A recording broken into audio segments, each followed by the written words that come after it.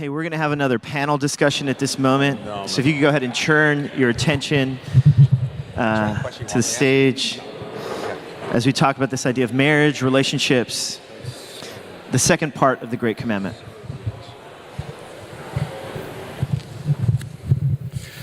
Okay, so this is our opportunity just to dig a little deeper on what you folks shared. So let's start with the two of you. So your church, I'm assuming, like all of our churches in New York, is more than half single. So why is it important for singles that you're doing this with your time? Because you don't really have time for cultivating this kind of a marriage you're talking about. So why is it so important? First and foremost, I think it's important to show to our single people who want to get married, one, that love is always a doing, not a feeling. I think so many people misunderstand, even for us, like the road to a passionate marriage is one full of demonic, powers trying to get in between us having a passionate marriage, so much selfish ambition, so much interpersonal dying to self. It's difficult to cultivate a passionate marriage. And then so I think one of my goals for our singles, for those who want to be married, is for them to get off the Disney version of what love is, that I'm going to find this person who's going to love me and make me feel whole and complete, but rather the doing of love, of this is what a healthy marriage would look like, so that we're giving ourselves something that we can truly be well, but we're also painting a better picture of what realistic love looks like, that you're truly loving your first neighbor despite yourself.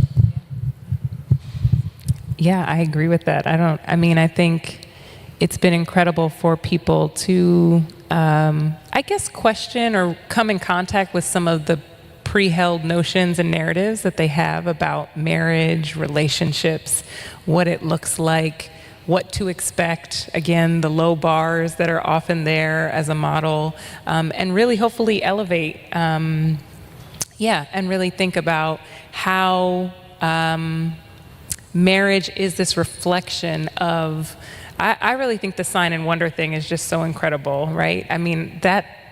It took me a while to get it into my head, and once it did, it really just blew my mind of being able to be this sign and wonder of God's love for the church through our relationship. So I think it's just been great for even just helping people to question some of their preconceived notions, narratives about relationships and marriage. Okay, good. All right, we'll come back to that. Okay, good.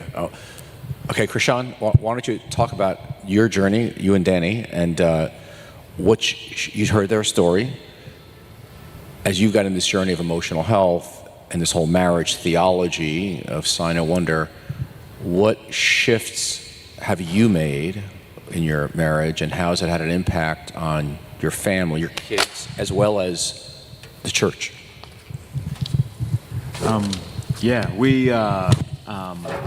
We moved to New York 2 years ago, so that was big in itself. We came from a place in Australia called Perth, where we'd planted a church, and it's just like the Hawaii of Australia. So it's got natural beauty. There's a river that runs through it that's gorgeous. There's a beautiful river that runs through New York as well. It's just The East River is not the same. Yeah. It's just, we used to do baptisms in that river. There was the Indian Ocean that meets this white sand and blue water. It was just powerful. And there was this rhythm in the city of rest and of enjoying the outdoors and of nature. So then I think when we arrived in New York 2 years ago, there were things that we didn't have to have as rhythms, because we could just kind of lean into the natural rhythm of the city that we lived in and the culture we were a part of. And then we had to get really intentional. And so I think part of that process for us has been, and I'll speak for myself because I did learn that in EHR, part of the process for me has been what that I found the most beautiful is articulating to each other, hey, this is where I'm at and this is how I'm feeling. And it's an exercise called incarnational listening. But the way that I felt heard when we have engaged like that, I think has probably been the most understood I've maybe ever felt in my life. But that exercise and engaging in that has been huge for us. And we come from very different backgrounds culturally. And so there's a lot that goes into that in terms of family dynamics and understanding myself. And there's things that I'm still growing in understanding. So it's not like I come to the marriage with a completely formed understanding of this is who I am and this is my family and this is where I'm at. I'm still learning some of those things as we go. I'm still learning those things now. So how that open dialogue works and how we're able to communicate and grow together through that becomes really important for us. Well, Joel, let me pass it to you, but it sounds like, you're in the middle of your own theological paradigm shift of what even marriage of a leader looks like, what it means. But Drew, just speak about your journey, perhaps, pre and as you got into EHD and this idea of leading out of your marriage. For you and Tina, how's that fleshed out? Yeah, I think it really is. We were joking about how premarital counseling, oftentimes, especially in evangelical settings, is, while we're doing premarital counseling, it's like, hey, don't have sex until you get married. And then after you get married, okay, you can have sex and just stay together. That's basically kind of what's taught. And that, I think that low bar, and kind of like what Jessica and Jordan were sharing earlier, like for me and my family, it was, the measuring stick was basically just don't fight as much as my dad and my mom did. And honestly, that was us. It was like, hey, we're swimming, we're doing great, and then, and all around, of course, we're meeting with couples and, kind of measuring ourselves up. But we're realizing, especially when we were introduced to this idea that Jordan and Jessica were talking about, passionate marriage? Like, what is that? Like for us, it was a faithful marriage. That's what we knew about. But a passionate marriage, I think that was the moment for us where we're like, wow, we're missing out on something that could be extraordinary. And I think related to as well to the kind of the idea of singles and married couples, all of life is about God. And, one of those passages where Jesus talks about how there's going to be no marriage in heaven. And really he's saying that because even marriage itself, everything, for single people, for marriages, it's a window to get the fullness of God. And so for us, for those of us who are married, for Tina and I, it was like, how can we be a window to God? And I realized, like, in our relationship, the way that we love each other, is it simply in a faithful way, or is it in a passionate way, a delightful way, a joyful way? Is this a buoyant way, the same way that God delights in us? And so I realized, and again, for single people, the reality is, and that's why Paul talks about in 1 Corinthians 7, the possibility that even in your singleness, you can have the fullness of God without marriage.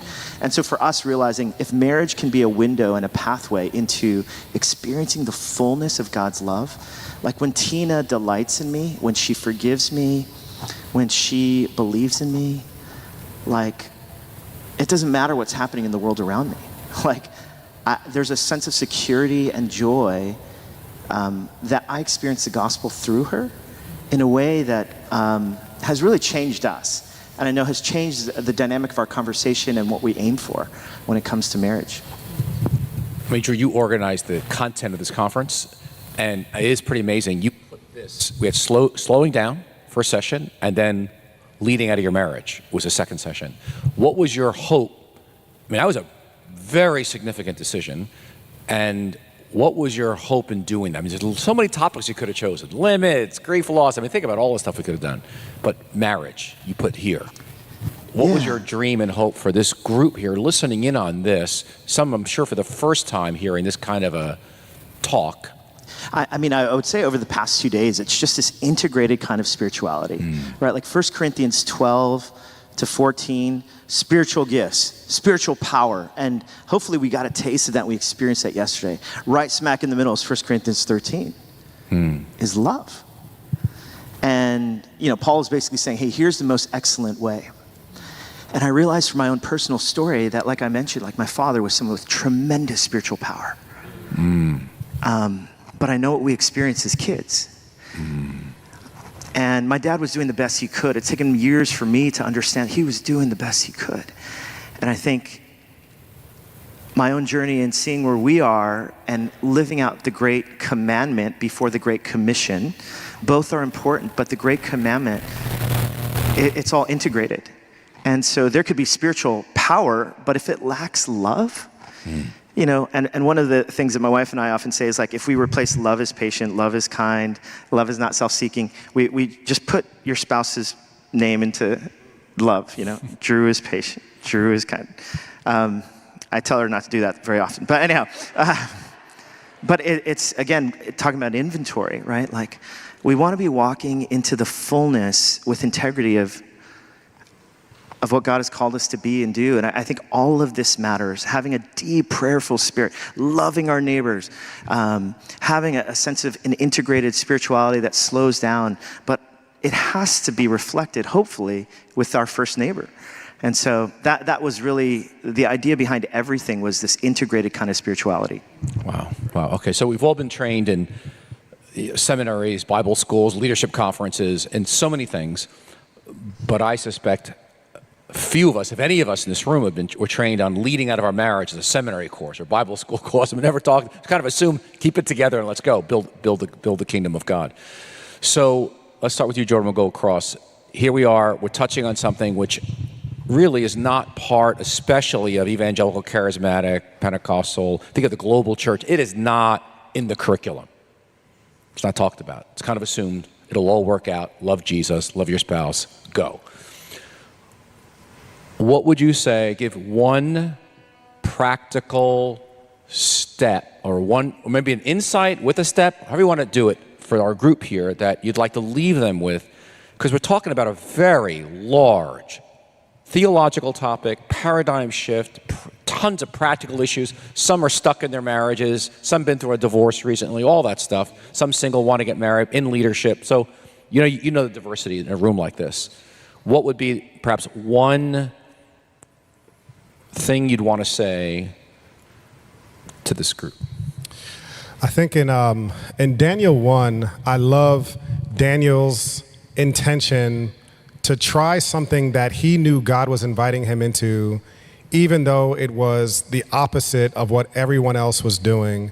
And so I think the Daniel fast is not about losing 5 pounds of that stubborn weight before you head into the fall or in the new year after Christmas. I think the Daniel's approach towards his rhythm and his intentionality was, I sensed the Lord inviting me to not do what everyone else is doing.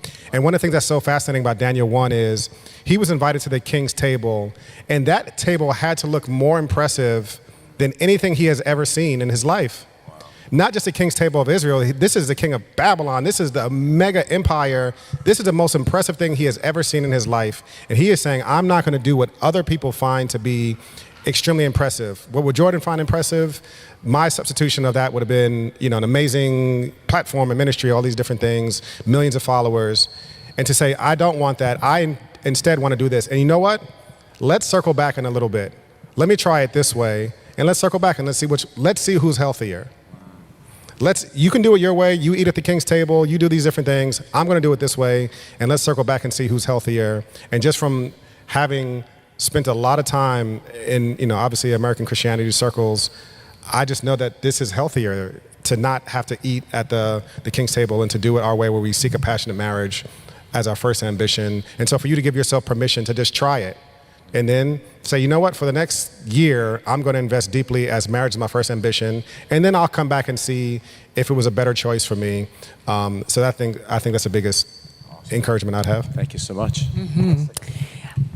Man, I think we have the unique experience of having been widowed, which I do think colored the way we invested in our marriage, because we know the pain of losing a marriage. And so in some ways, the admonishment is to cherish, for those of you who are married, to cherish those relationships, truly. It's easy to be like, I'm around that person all the time. I wake up, I see, right. It's easy to take that person for granted. In some ways, that pain and that loss has been a gift to us to more readily cherish. And also to give more, because we don't know how long we will have this gift, this relationship. And so we want to steward it well while we have it. And so it's easy to, I think, take for granted that relationship. And even if you're single, it's easy perhaps to take for granted your closest neighbor. And to really just to honor the fragility of life, our lack of control, our lack of knowledge of what's going to happen, and to love well while we can, when we can. So that would be mine. Krishan? I just want to listen to these guys all afternoon on this. I think I'd say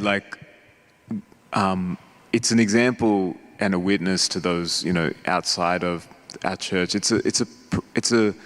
It's been, in my experience, a very powerful witness to those inside our church as well. And one of the things we've tried to do is invite people into our world and into our homes. And one of the things that they observe is the way that we are with our kids and the way that we are with one another. And for many people that have been a part of our contexts, they've never seen that modeled. They just don't have a visual picture of what it looks like for people to be together like that or be together like that with their children. And so there is a watching in the generation coming through that is hungry for something that they've never seen, and the modeling of that is a powerful part of what we're doing. And we don't do it so that we're now good models of it and turn it into its own utility, but the power of engaging in it passionately, I think, can have fruit well beyond what we could imagine. And Joe, I'm going to just add a little twist to the question since you're the final person here. Can you connect your answer to slowing down? Because that's really kind of a theme here through today. Yeah, and I think it relates to that first ambition piece, right? Like, how does, if marriage is my first ambition, even above and beyond the church, then that's going to take precedence over my vocation. Even, we helped start Hope Church. But coming to this place, like, my marriage is the one that I've made the vow to. Tina is the one that I've made the vow to. And the church will forget me very easily, But my wife, like, she's the one, and because of that, like, all of my decision making then is shaped around Tina and our family and the rhythms by which we can hopefully thrive as a family. And so in many ways, that investment and the intentionality, I think that Jordan and Jessica talked about, is really what becomes key for us. I remember actually Jerry Scazzaro, your wife, who's not here, who obviously, if you guys have ever had a chance to hear from Jerry, she is such an incredible mentor as it relates to marriage. And I remember she sat down with us and she said, people, especially in the United States, spend thousands of dollars, tens and thousands of dollars on the wedding day. Very few people spend any amount of money on staying married. And I think it's so true, just the way the industry of kind of marriage and how it's seen, it's kind of like this big thing, and then of course you're gonna be fine after that. But so for Tina and I, we realized, like, wow, we need to be so intentional about investing. Pete, you asked me one time, like, why do you keep showing up to these things that Jerry and I are doing? And we're like, Pete, we've come from such a deficit. Like, we need to be reminded so often about what healthy, thriving relationship looks like. And we're here to just learn as much as we can, and so hopefully having this learner growing mindset of, like, we want to be investing constantly in our marriage is a limit, but it's the limit of intentionality around ambition of our marriage. And I'll close with one final thought too. Jerry and I, we got stuck in our marriage, and I'd say 95% of the marriages we know from around the world are stuck. Because if you're not gotten discipled or mentored in the most challenging relationship in all of life, you're going to get stuck, whether it's sexually, emotionally, family of origin stuff, kids. And getting help and resourcing yourself, going to a therapist, a trained marriage person, and getting discipled in these specific areas, it's one of the greatest gifts you can give your church and everybody you're serving for the rest of your life. And if I had a seminary, I'd require it for every student, single or married, to do that kind of work, because we're modeling to our church a theology that's much bigger than us. Okay, Thanks, Pete. Hey, can we thank our panel, everyone? Thank you. Great job.